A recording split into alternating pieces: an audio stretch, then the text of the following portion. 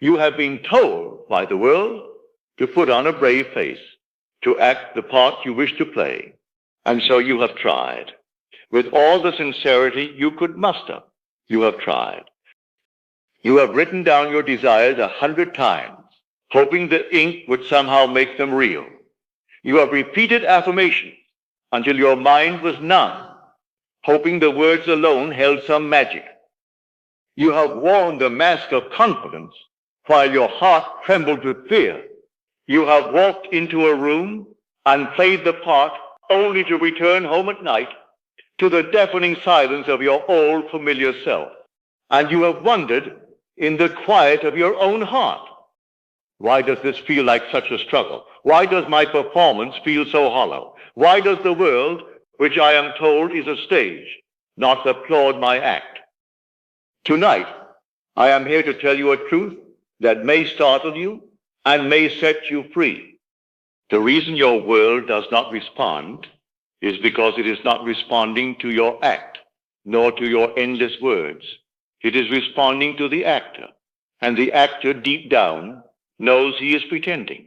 This very advice to simply act the part without first becoming it within is the great misunderstanding.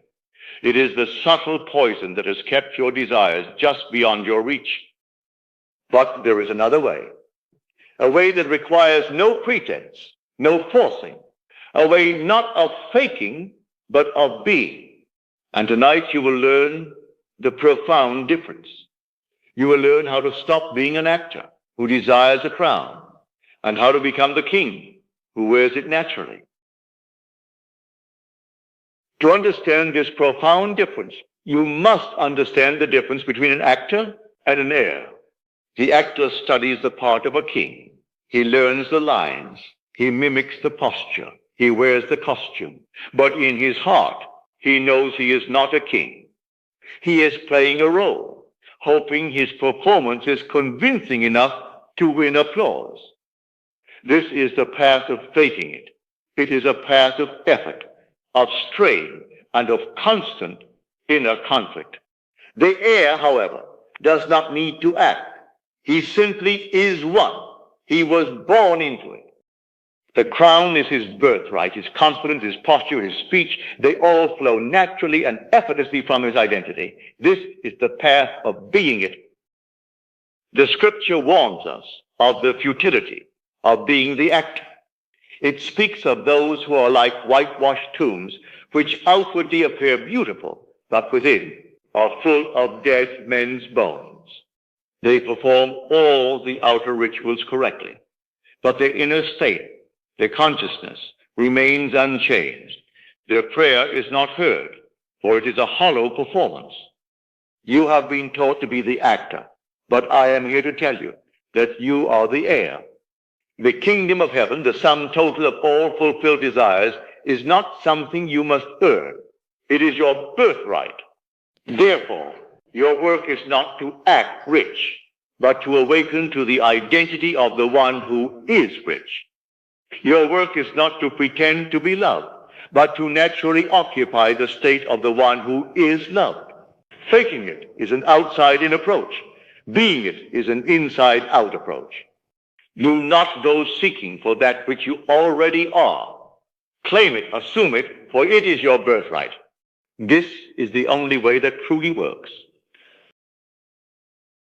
So, how does one move from the strain of acting to the ease of being? The difference is not in the outer action, but in the inner conversation that accompanies it. Let us take a simple, practical example. Imagine you desire a new, beautiful motor car. So a man who is faking it goes to the dealership. He sits in the driver's seat, he touches the fine leather, and his inner conversation is one of longing. He says to himself, "Oh, this is the car that I want. I wish this were mine. If I feel this hard enough, if I can just remember the texture of this leather, my visualization will be stronger, and the universe will have no choice but to give it to me." His every action is a petition, a prayer sent from a state of lack. He is an actor hoping the stage prop will one day become real. Now, the man who is being it does the exact same thing. He goes to the same dealership. He sits in the same seat, but his inner conversation is entirely different. He says to himself, so this is what my car feels like. The decision was a good one. It feels just as I imagined it. Do you see the profound difference? His action is not a petition. It is a confirmation. He is not trying to get the car. He is simply enjoying what is already his in imagination. He is an heir, inspecting his inheritance. Let us take another, more personal example. A woman who desires to be happily married enters a bridal shop to look at wedding gowns. If she enters as the actress, her inner conversation is one of hope and effort. She thinks to herself, I will act as if I am a bride to attract my wedding day. I must feel the beautiful fabric so the universe knows I am serious. Her every thought is a performance, an attempt to convince an outside power. But if she enters as the heiress, her consciousness is entirely different. Her inner conversation is one of quiet confirmation. She thinks, I am simply choosing the gown for my wedding. The decision to marry is already a fact in my mind. This is now the joyful part of selecting the details. The actor's state is one of hope, but the heir's state is one of knowing. The actor's feeling is one of desire. The heir's feeling is one of fulfillment. This is the art you must practice. In every moment, ask yourself, am I acting from the state of wanting or from the state of already having?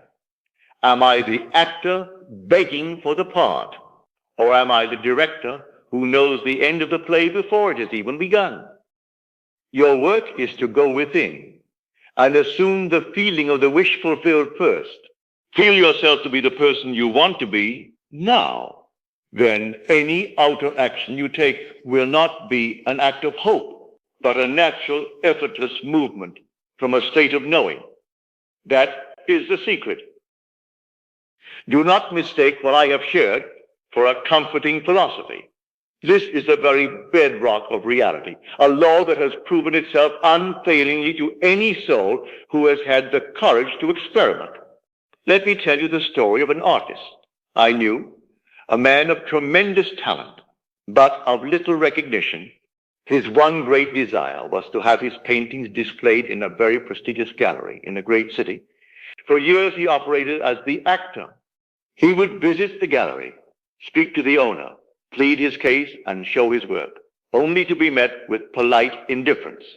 His outer actions were those of a hopeful artist, but his inner state, his concept of self, was that of a rejected one.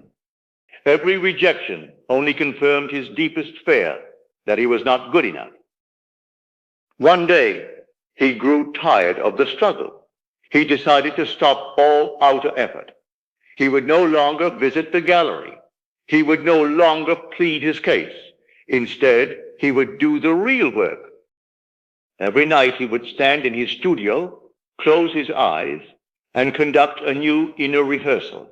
He was no longer a struggling artist, seeking recognition. He simply became, in imagination, a successful, celebrated artist whose work was in high demand. He went straight to the end. He imagined himself standing in that very gallery, not as a hopeful applicant, but as the featured artist of the evening. He used all his senses to make it real. He could hear the quiet murmur of the admiring crowd and the gentle clinking of glasses. He could smell the faint scent of polished wood floors. He could see the warm gallery light shining on his favorite painting, and next to it, a small red dot, signifying it had been sold. He could feel the smooth, cool glass of champagne in his hand, and most importantly, he could feel the deep, unshakable sense of quiet satisfaction, the inner peace of having finally arrived. He fell asleep night after night, saturated in this new identity. He did this for 1 month and did not lift a finger in the outer world. Then the gallery owner, who had for years ignored him, sought him out. He had a sudden feeling that he should look at the artist's work again. He came to the studio, was immensely impressed, as if seeing the work for the first time, and offered him a prominent exhibition. What had changed? Not the paintings. What changed was the artist. He stopped acting like an artist who wanted to be featured, and he simply became one in his own imagination. The world had no choice but to conform to his new concept of self. He did not fake it until he made it. He became it, and the world made it so. Herein lies the great misunderstanding that has held you captive.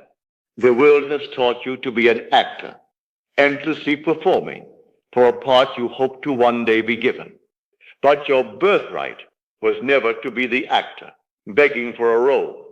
It was always to be the heir, awaiting your inevitable inheritance. The actor seeks applause from the world outside.